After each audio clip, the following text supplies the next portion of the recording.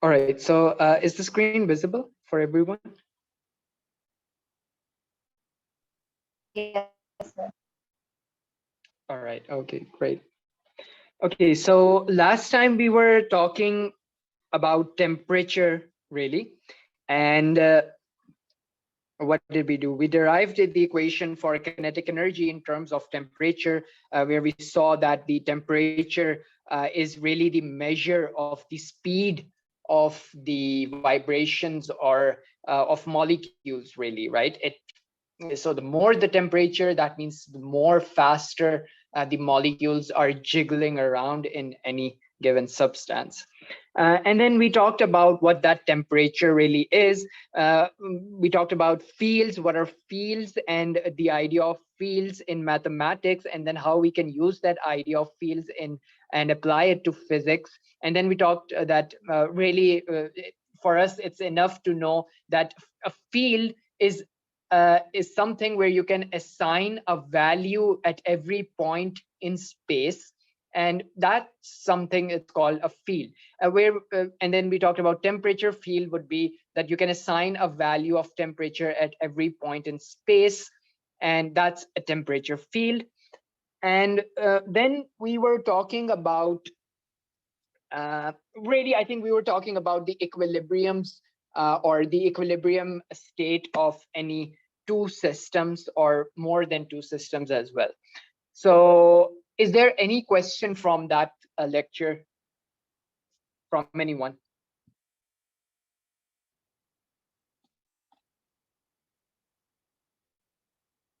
No questions? No, sir.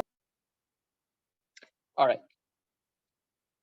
Okay, so if there are no questions, then okay, so we were talking about this thing, that suppose that I have a body A1, sorry, A, and another body B. Suppose they are at two different temperatures, T1 and T2. Now, what would happen if I bring these two bodies in contact with each other? At this point, they're two separate bodies. They're completely isolated. What that means is that there's no interaction between A and B at this point. But at this point, they're now interacting. And I bring these two bodies close together so that they can interact, or really they're touching each other right now. What would you expect in terms of temperature to happen in this case? Suppose, I'm going to give you an example. Suppose that this one, A is hot and this one is relatively colder, right? So you can say that T1 is greater than T2. So what happens if I bring these two bodies together?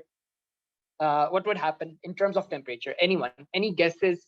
Whether they're wrong, it doesn't matter. But any guess? Any prediction? The temperature of B increases, and I mean overall, it's like diffusion. Yeah, exactly right. So what would not happen is that T1 plus T2 is some new temperature. That's not going to happen, right? Because you don't add, temperatures are not added in this way when you bring them together, right? So this is something that will not happen. What would happen is that some quantity, which is called heat, I'm not defining heat at this point, but that some particular quantity would flow from this body B to A. And that's heat. It's energy. It's really energy. And that energy is known as the heat energy, for example, right? You can give it a name, heat energy. Heat flows from B to A. Sorry, my bad. T to B was cold, right? It would flow the other way around. It would flow from A to B, right? Because A is hot. Now, there is no such thing as cold is not independent from hot. Cold is just a result of less amount of heat present. So the only thing that really exists is heat, and only heat flows, right? So if I remove some of the heat from A, then A would start to feel slightly cold. And what would happen is that this heat from A would transfer to B, and it would keep transferring to B unless both A and B temperatures are equal. And when these two temperatures are equal, the flow of heat is going to stop. It's going to come to a halt, right? And that is known as equilibrium state or equilibrium temperature. So is that concept clear?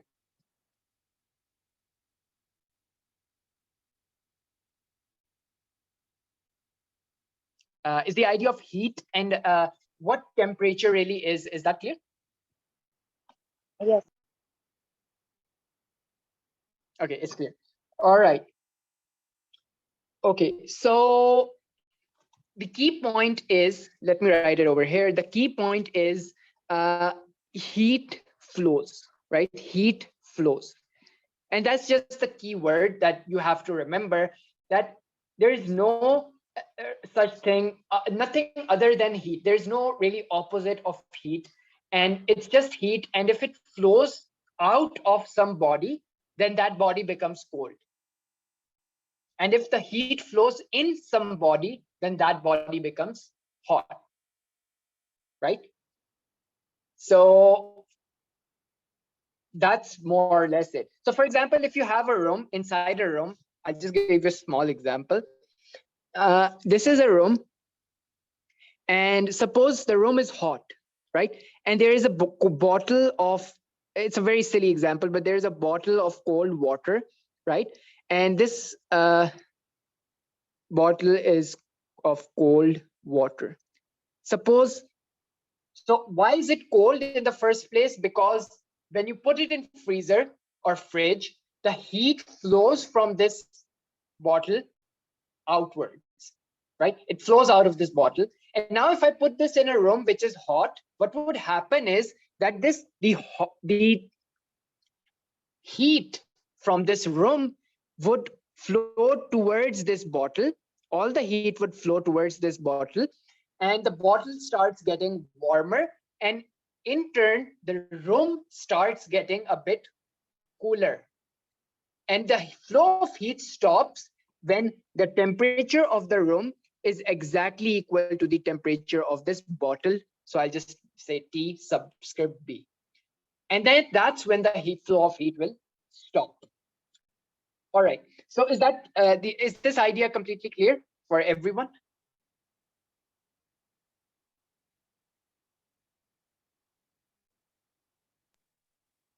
Yes. Okay. All right. Okay, good. So now let's talk. We have talked about temperature. We have somewhat of an understanding of what temperature is now. But now let's say that how do I measure this temperature? We have already said that it's okay, it's a number at every point in space. How do I measure this number? So we have to talk about measurement of temperatures, right? Okay, so we have different tools for that, and we can use different properties of substances to measure temperature. So for example, one of the things is that suppose I have a liquid, right? We know that when you heat liquid, of course, now we will just talk for some specific liquid. Water behaves very differently compared to other forms of other types of liquids, right? But in general, mostly what happens is when I heat a liquid, so in liquid, the atoms are slightly apart from each other, slightly, and not too further apart.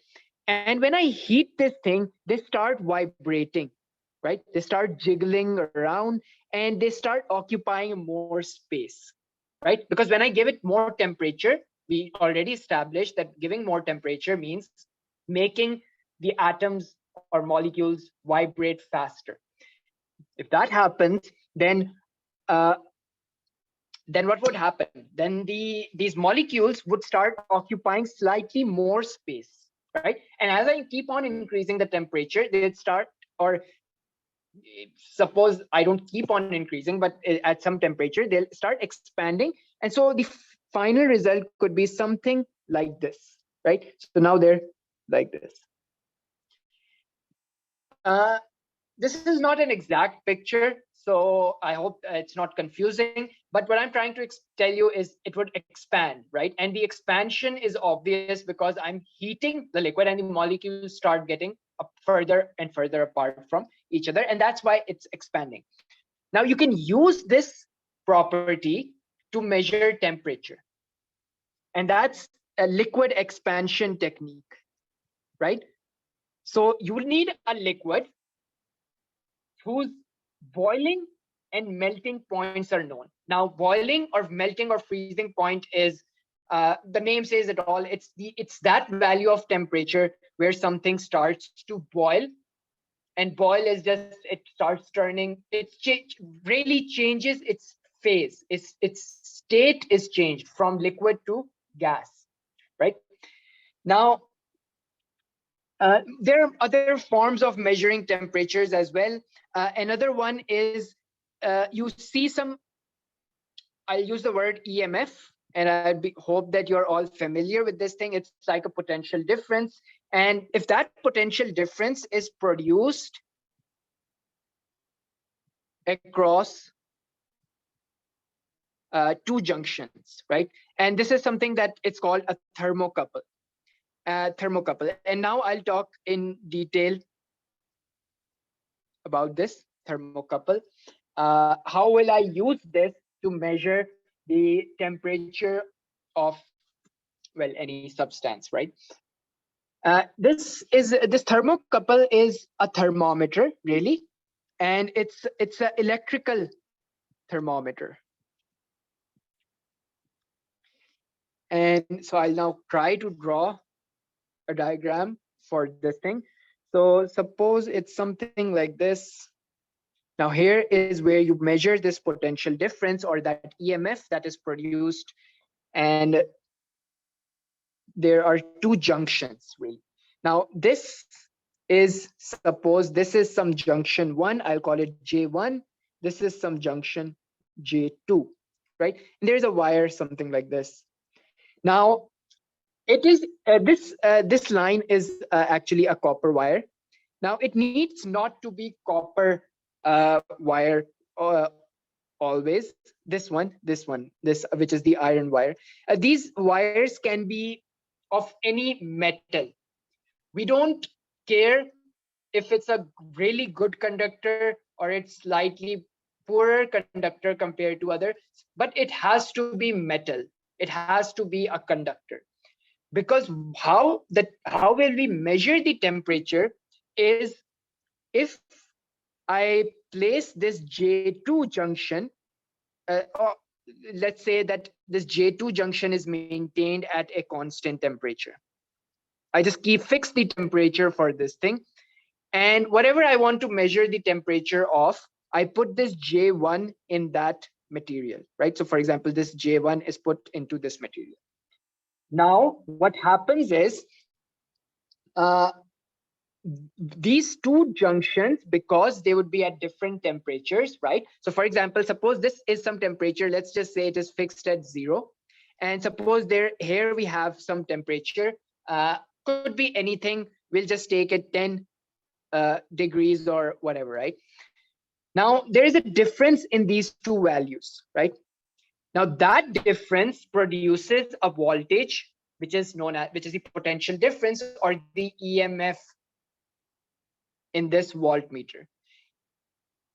When that happens, when the EMF is produced, it is measured by this voltmeter really. And if the temperature is going to increase, then the temperature difference will increase, right? So for example, if this increases from 10 to 15, then 15 minus 0 is 5. 15 minus 0 is 15, and the difference has increased. Now, when that happens, it gives a rise to some potential difference.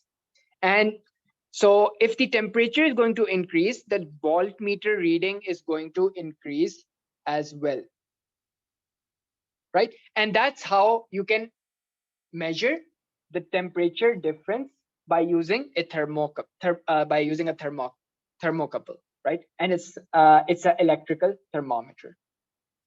So are you following along? Is it clear? Or if you have any questions at this point, feel free to ask me, right?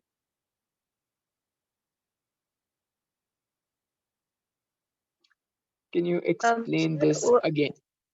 Yeah. Yeah. Yes. What causes there to be a potential difference? Oh, it's the change in this temperatures, right? So it's exactly the same way. If you are familiar with circuits, when there is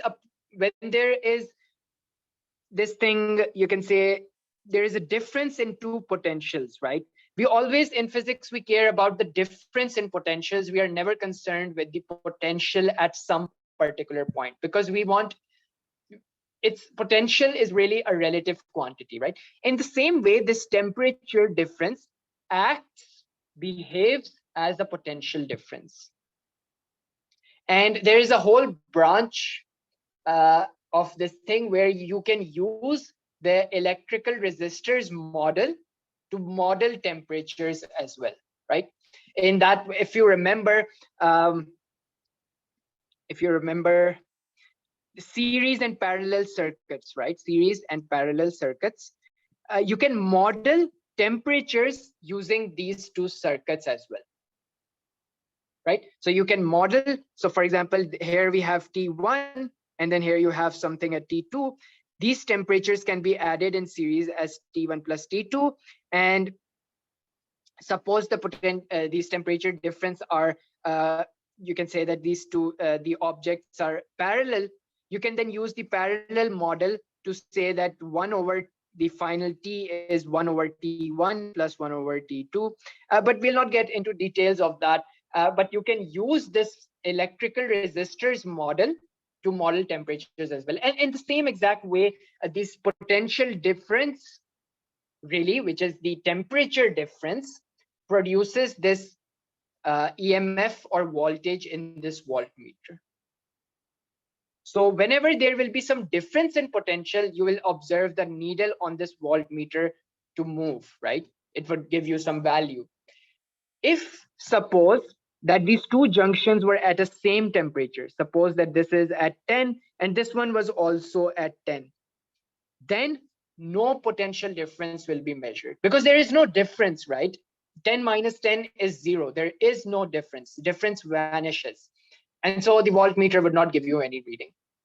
So do you understand how, if I have a potential difference, I can measure that there is some change in temperature between these two junctions, where one of the junctions is remain at some constant temperature, which we use to make a relative measurement. So relative to J2, the junction J1 has this temperature, right? So in that way, you can tell what would be the temperature, right? Would it be 10 degrees, 15 degrees, or whatever, right?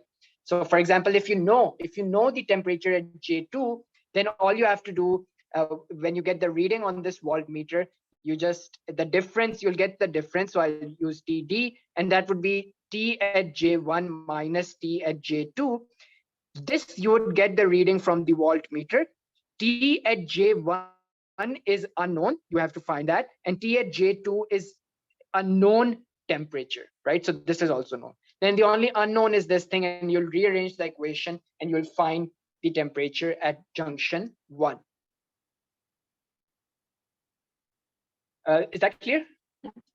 Yes. Sir, does this have anything to do with the average kinetic energy of the particle? I mean, it does, right? It's related to temperature. Of course it does. Because yeah, exactly, right? Because you're talking about temperatures, and so yeah. All right, so clear for everyone?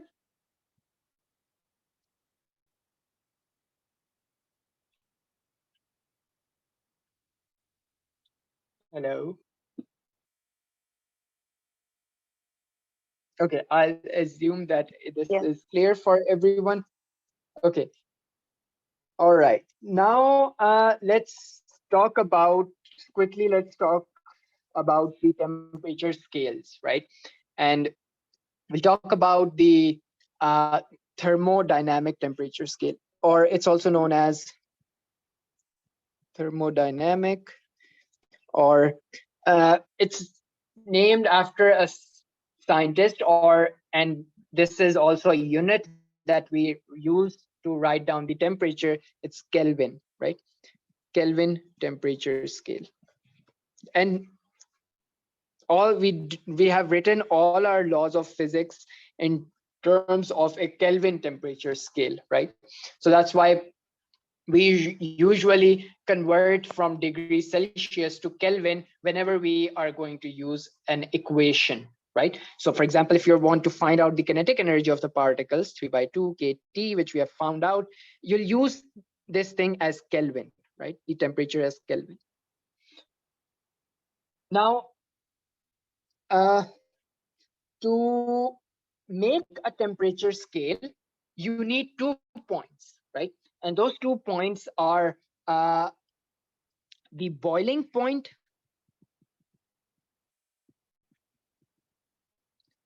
and what is the other point? Any melting point, right? So having these 2 points, I can define a temperature scale. How does that work? For example, suppose you use water. Now, you know that the melting point of water is the lower point and it's 0 degrees Celsius. The boiling point is 100 degrees Celsius. Having these two known quantities, I can define the scale now with 100 units. So 0, 1, 2, 3, 4, 5, and up to so on, up to 100. And dividing these 2 points, 0 to 100, in equal parts, which in this case would be 100 equal parts, I can define a temperature scale, right? So now we can define this temperature scale in terms of kelvins as well.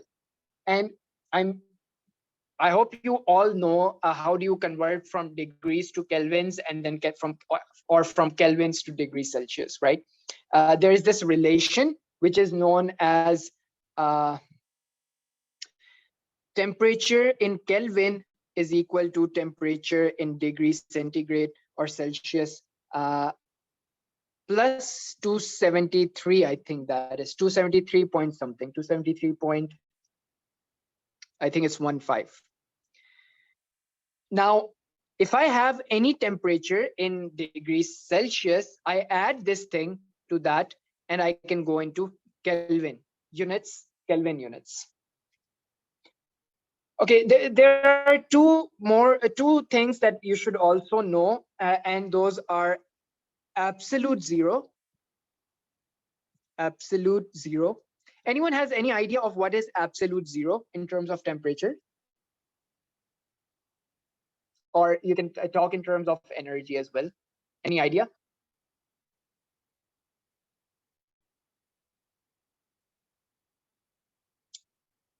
Okay, I think not. So, okay, so this absolute zero is really a temperature, right? It's a temperature, and it's that temperature where you cannot remove any more energy from the system, right? So no more heat can be removed, which means that you have removed all of the possible heat from the system, and now no more heat can further be removed. So it is the coldest possible system that you can have, which is at absolute zero. So all the energy which was allowed to be removed from the system has been removed. Now, no further, you cannot remove any more energy. And there is something called internal energy. We'll talk about that in as we move forward. But at this point, even the internal energy is now minimum in the system. You have to remember something, that this does not mean that the energy is zero. This does not mean that the energy is zero of the system. There is going to be some energy. In fact, energy can never be zero, right? Zero energy does not exist anywhere in the universe. And a very nice example would be, even if you look at space, where suppose that this is the space, and let's just draw some grids over here. Now this is your space, and there is nothing in this space. It's completely vacuum. There's no body, no stars, literally nothing, no gas, no air, nothing. Even at that point, there is some energy in this space. Energy is not zero. And I would love to go into the details of why that is. It's really interesting and all, but I think it would be off topic. If you want to know somewhat, you can just tell me, I'll explain. But sometimes I think I get too carried away with some of the things, and then we lag behind in our. But anyways, so again, I'm going off topic. But so it does not mean absolute zero. So the point was that absolute zero does not imply zero energy, right? It does not imply that there is zero energy. Only absolute zero implies minimum energy, which is not equal to zero. All right. However, we still use a model where we say that the energy is zero. Can anyone tell me what model is that?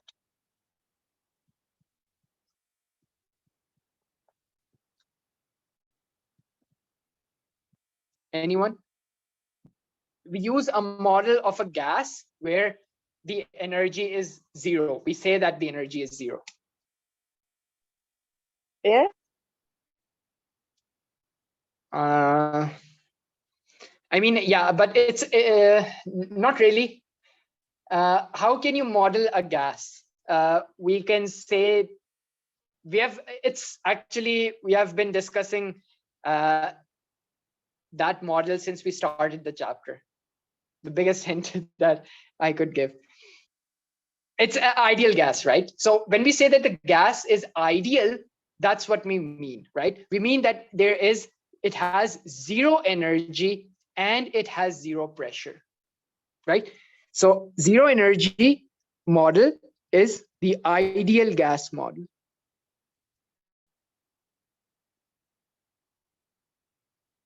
Right? Which follows this equation, PV is equal to nRT, the equation of state for ideal gas. So the point here is that why do we say that this is an ideal model, ideal gas model? This ideal implies zero energy. Or what that means is that it can have, or it is at 0 kelvins, which is minus 273.15, but let's just ignore that, degrees Celsius, right? So that's what it means when you say that I have an ideal gas model. So that's absolute zero. Now, the next thing that I want to tell you about is, it's quite small, and it's known as the triple point. And we'll talk in terms of water. Anyone has any idea what is a triple point? What do I mean when I say triple point of any substance, of any liquid, for example?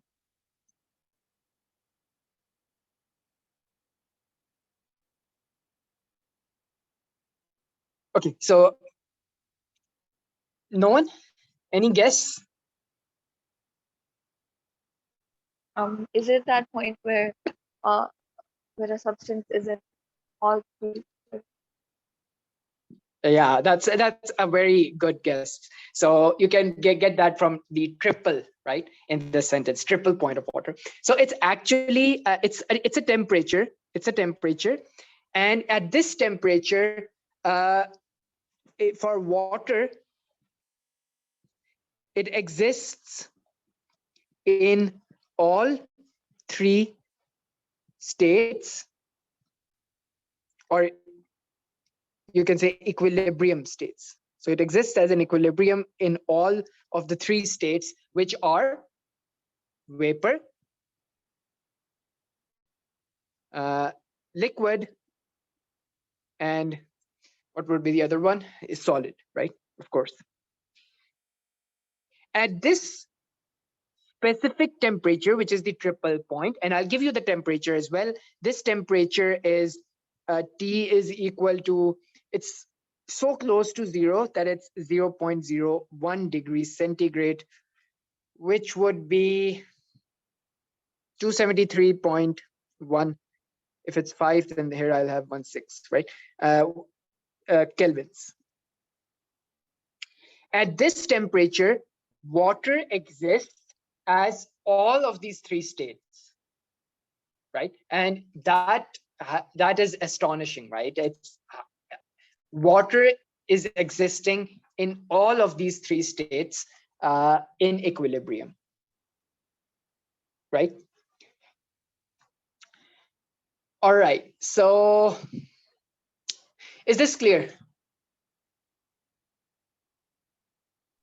Yes. Any questions up until this point from anything that we have been doing so far?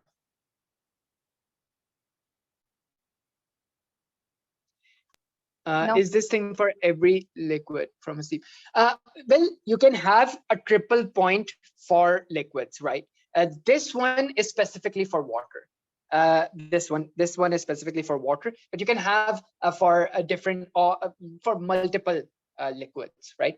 They would have their own unique triple point. From Omar, sir, please explain triple point again. All right, okay. So triple point of any substance, of any liquid, is that particular temperature at which the substance is going to exist in all of the three states, vapor, liquid, and solid, at a time, right? And it will be in an equilibrium, which is even more astonishing, right? So it exists in equilibrium in all of these three states at that time. And this triple point for water is this temperature, 0.01 degree centigrade. So when the water is at this specific temperature, water is going to exist in all of the three states. So you would see water as ice cube. There would be some liquid layer on this, and you would also see some gas coming out of this cube. So that's a picture that I can put in your head what it means by 0.01 degrees Celsius, right? And you must have seen this happening in your lifetime as well, right? If you have seen a cube of ice, you must have seen this thing happening. All right, so Umar, is it clear?